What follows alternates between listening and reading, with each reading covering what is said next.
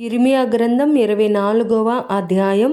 బబులోను రాజైన నెబుకద్నెజరు యూదా రాజైన యెహోయాకీము కుమారుడగు యెకొన్యాను యూదా ప్రధానులను శిల్పకారులను కంసాలులను యెరూషలేము నుండి చెరపట్టుకొని బబులోనునకు తీసుకుని పోయిన తరువాత యెహోవా నాకు చూపగా, యెహోవా మందిరము ఎదుట ఉంచబడిన 2 గంపల అంజూరపు పండ్లు నాకు కనబడెను. ఒక గంపలో ముందుగా పక్వమైన అంజూరపు పండ్ల వంటి మిక్కిలి మంచి అంజూరపు పండ్లుండెను. రెండవ గంపలో మిక్కిలి జబ్బైన అంజూరపు పండ్లుండెను. అవి తినశక్యము కానంతగా జబ్బువి.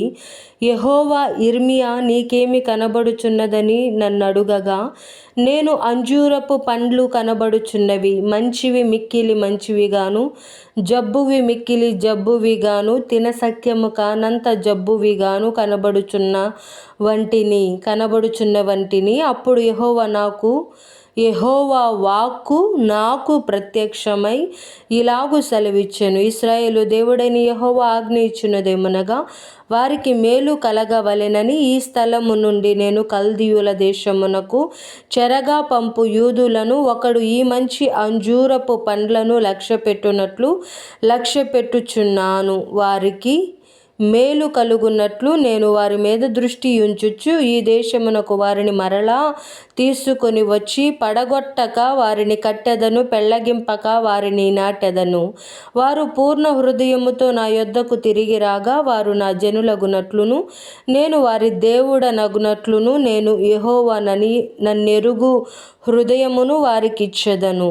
మరియు యూదా రాజైన సిద్కియాను అతని ప్రధానులను, దేశంలో శేషించిన వారిని, ఐగుప్తు దేశమున నివసించు వారిని మిక్కిలి జబ్బువైనందున తినశక్యము కాని ఆ జబ్బు అంజూరపు పండ్ల వలె ఉండజేసెదనని యెహోవా సెలవిచ్చుచున్నాడు. మరియు వారు ఇటు అటు చెదరగొట్టబడుటకై భూరాజ్యములన్నిటిలోనూ నేను వారిని తోలివేయు స్థలములన్నిటిలోనూ వారిని భీతి కారణముగాను, నిందాస్పదముగాను, సామెతగాను, అపహాస్యాస్పదముగాను, శాపాస్పదముగాను ఉండజేసెదను. నేను వారికిని వారి పితరులకును ఇచ్చిన దేశంలో ఉండకుండా వారు పాడైపోవు వరకు నేను ఖడ్గమును, క్షామమును, తెగులును వారిలోనికి పంపెదను.